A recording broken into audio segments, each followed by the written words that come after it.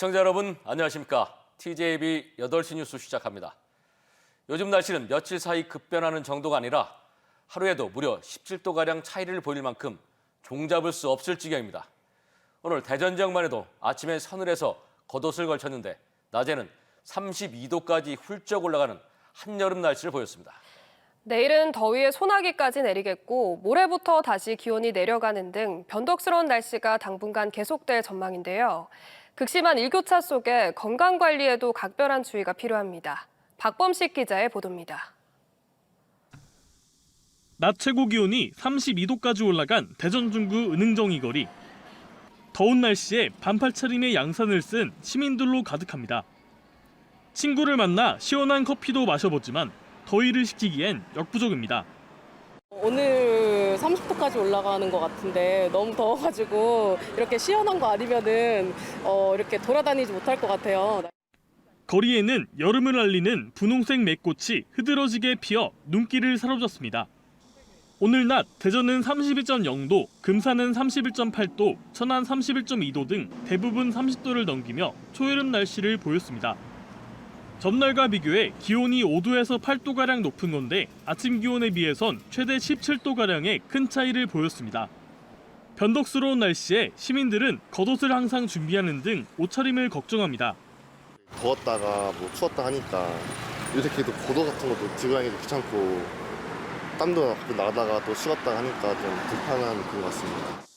오락가락한 날씨의 원인은 남쪽의 더운 공기와 북쪽 찬 공기가 부딪히며 대기 불안정이 심화하고 있기 때문입니다. 남쪽의 따뜻한 공기와 북쪽의 차가운 공기가 맞 부딪히면서 우리나라 주변으로 대기가 불안정해져 비 또는 소나기가 내리는 원인이 됩니다.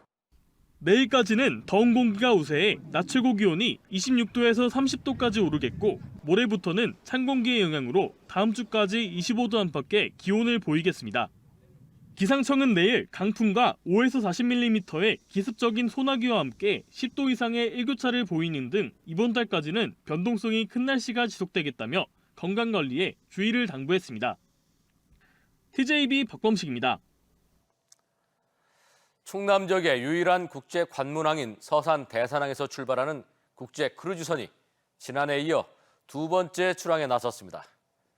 대산항에서 일본과 대만을 거쳐가는 일정에 승객과 승무원이 4,000명 가까이 탑승하는 매머드급 여행선입니다. 대산항의 크루즈 운항은 2년째 성공적으로 이어지고 있는데 다만 미흡한 교통 접근성과 함께 세류형 관광 콘텐츠 그리고 숙박 인프라 확충은 풀어야 할 과제로 남아 있습니다. 김상기 기자입니다. 이탈리아 국적의 코스타 세레나호가 서산 대산항에서 세계를 향해 출항했습니다. 대만, 일본을 거쳐 부산으로 향하는 6박 7일의 일정. 승객과 승무원 등 3,700여 명이 서산에서 여정을 시작했습니다. 지난해에 이어 두 번째지만 출항지로 자리 잡기엔 여전히 과제가 많습니다. 부산, 인천 같은 정기 출항지로 안착하려면 교통망과 관광 기반 확충이 뒷받침돼야 합니다. 교통의 어떤 접근성을 더 좋게 만들고 또 우리 지역에 있는 여러 가지 관광지를 연계해가지고 인근 지역과의 또 연계 고려 그리고 또 각종 체험형 이벤트라든가 이런 것들이 굉장히 중요하다고 생각하고 있습니다. 현재는 대부분의 크루즈 탑승객들이 당일 서산에 도착합니다. 승객 대부분은 전국 각지에서 이곳으로 이동한 뒤 곧바로 배에 오릅니다. 지역에 머무는 시간은 길어도 몇 시간이 채 되지 않습니다. 출항 전 하룻밤을 머물게 하는 체류형 콘텐츠가 필요하고 특히 숙박시설은 무엇보다 절실합니다. 체류를 할 수 있도록 하고 지역 경제 파급 효과를 하기 위해서는 서산의 정체성하고 연결되는 대형 숙박업이 들어서면 그 역할들을 해줄 수 있겠죠. 브랜드 파워가 있는 리조트가 들어오면 되죠. 크루즈 한 척의 출항은 5억에서 10억 원의 소비 유발 효과를 가져오는 것으로 추산됩니다. 대산항이 관광 거점으로 도약하기 위한 서산의 도전이 이어지고 있습니다. TJB 김상기입니다. 충남교육청이 영양사와 조리실무사 등 교육 공무직을 대상으로 한 순환전보제도 도입을 추진하자 학교 비정규직 노조가 강하게 반발하며 법원에 규정 도입 절차를 중단해달라는 가처분을 신청했습니다. 도교육청은 동일 기관에 5년 이상 근무한 직원 3,900여 명을 내년부터 정기적으로 전부하는 내용의 훈령안을 입법 예고할 예정이며 이는 학생 수 감소 등 교육 환경 변화에 탄력적 대응을 위한 조치라고 밝혔습니다. 이에 대해 노조는 전보 제도가 통근거리 증가와 생활 여건 악화 등 심각한 피해를 줄 수 있다며 법적 대응에 나서기로 했습니다. 지난 2021년 9월 SPC 삼립 세종공장에서 파업 결의대를 하면서 도로를 점거해 화물 차량의 운송 등을 방해한 혐의로 재판에 넘겨진 화물연대 노조 간부들이 항소심에서도 집행유예를 선고받았습니다. 대전지법 제2형사부는 이봉주 화물연대 위원장에게 1심 판결과 같은 징역 8개월에 집행유예 1년, 벌금 200만 원을 선고했고 집행부 간부들에게도 1심과 같은 집행유예와 벌금형을 선고했습니다. 재판부는 회사 측의 업무가 상당히 방해됐을 것으로 보이지만 노동조건 개선을 위한 집회였던 점 등을 고려했다고 양형 이유를 설명했습니다. 대전의 한 다세대 주택에서 60대 남성이 집에 불을 지르려다 현행범으로 체포됐습니다. 하마터면 대형 화재로 번질 수 있었지만 마침 주택에 배달을 받던 택배기사의 발빠른 대처와 신고로 큰 피해를 막을 수 있었습니다. 그리고 방화 용의자는 정신병력이 있는 사람이어서 일단 병원에 입원 조치했습니다. 김철진 기자입니다. 대전 서구 갈마동의 한 골목길, 소방차가 골목으로 들어와 대원들이 건물 안으로 진입합니다. 곧이어 한 남성이 경찰에 붙잡혀 골목 밖으로 끌려 나옵니다. 어제 오전 8시쯤 한 다세대 주택에서 60대 남성 A씨가 자신의 집에 불을 질렀습니다. 불은 방 안 바닥 등을 태우고 곧바로 꺼졌지만 건물 1층 입구에서 난 화재와 연기로 인해 자칫 인명피해로까지 이어질 뻔했습니다. 사건 당시 A씨는 현관문을 열고 거실에 책과 종이를 쌓아 불을 피웠는데 마침 그 건물로 물건을 배달했던 한 택배기사에게 목격됐습니다. 불길과 연기를 본 택배기사는 주저없이 A씨를 말리는 한편 경찰과 소방에 신고한 것으로 전해졌습니다. A씨는 출동한 소방경찰과 실랑이를 벌이다 결국 방화 미수 등의 혐의로 경찰에 현행범 체포됐습니다. 자칫 큰 화재로 이어질 수 있는 아찔한 상황이 택배기사의 신속한 대처로 무사히 마무리된 겁니다. 방 안에서 불을 놓고 있다 이렇게 신고가 들어와서 저희가 출동했던 거죠. 경찰관분 들어와서 현행범으로 체포되신 거라. 과거 정신병력 등이 있던 A씨는 현재 인근 병원에 응급 입원 조치된 것으로 전해졌습니다. 경찰은 A씨를 방화 미수 등의 혐의로 입건해 범행 동기 등에 대해 수사를 이어간다는 방침입니다. TJB 김철진입니다.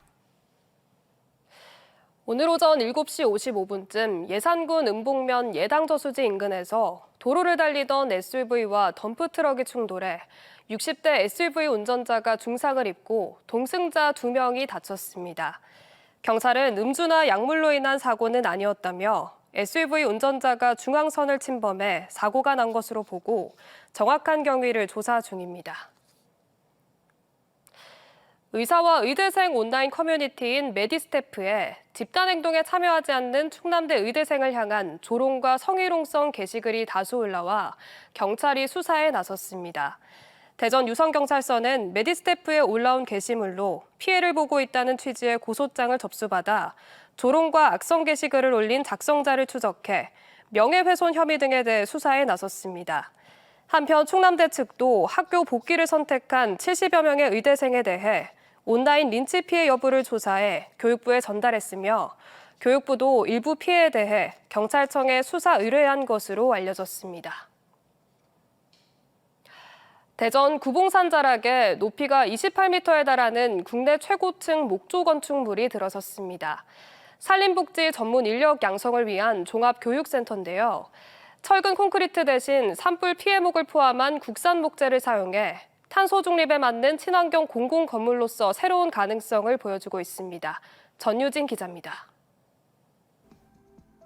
대전 서구 구봉산 자락에 국내 최고 높이의 목조 건축물이 모습을 드러냈습니다. 높이 28m, 7층 규모의 산림복지 종합교육센터입니다. 건물 전면은 물론 구조체 대부분이 국산 목재로 구성돼 탄소 중립 시대 공공건물의 새로운 모델로 주목받고 있습니다. 이 중에서 약 67%를 국산 목재로 사용했고 또 순수 국내 기술로만 건축을 했다는 점입니다.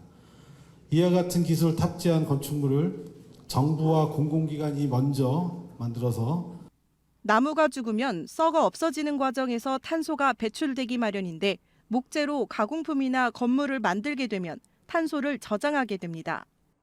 이번 건립에 사용된 목재는 약 1,449 세제곱미터로 이산화탄소 저장량으로 환산하면 약 1,328톤입니다.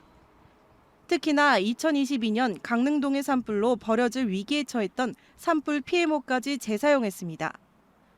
목재 건물은 화재에 취약하다는 우려와 달리 최신식 기술을 접목해 화재와 지진 등에도 강합니다. 불이 나면 7층 건물인 본관동은 2시간 동안 화재에 견딜 수 있는 구조로 설계됐고 규모 5.6에도 버틸 수 있는 내진 능력 7등급입니다. 앞으로 산림복지 종합교육센터는 숲해설가, 산림치유 지도사 등의 전문성을 강화하는 중추기관으로 자리 잡을 계획입니다.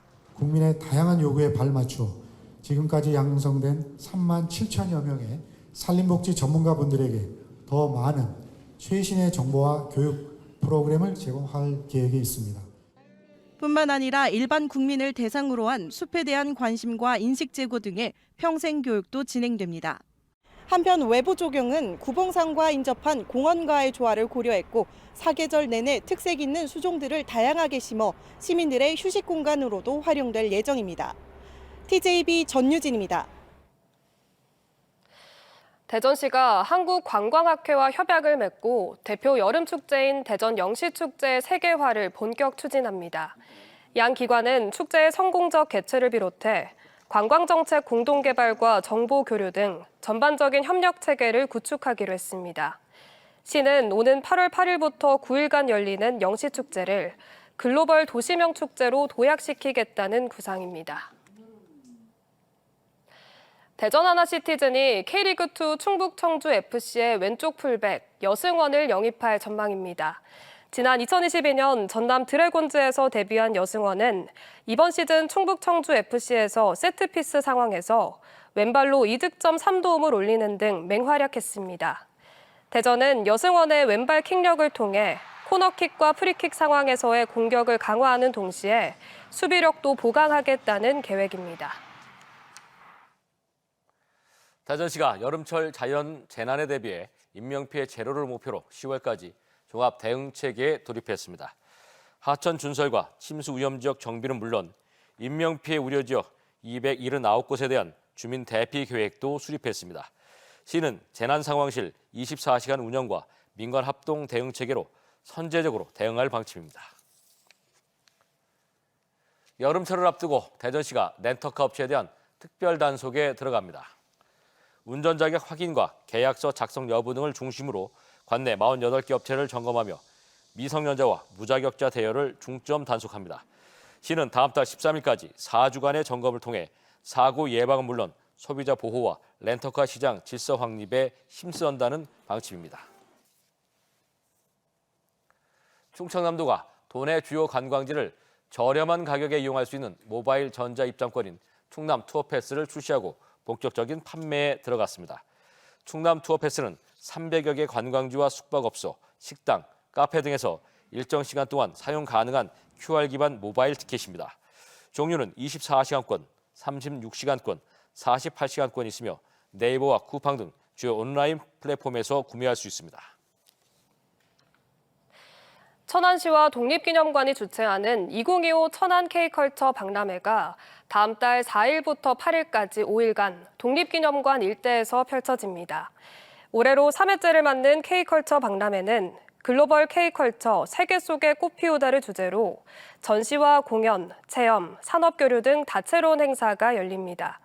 특히 올해는 전시 콘텐츠를 5개에서 7개로 확대하고 각 전시관마다 인공지능과 실감 미디어 등 첨단 기술을 활용해 몰입도를 높이는 한편 환경과 지속 가능성을 고려해 불꽃놀이를 드론 라이트쇼로 대체하고 다채로운 공연도 마련됐습니다.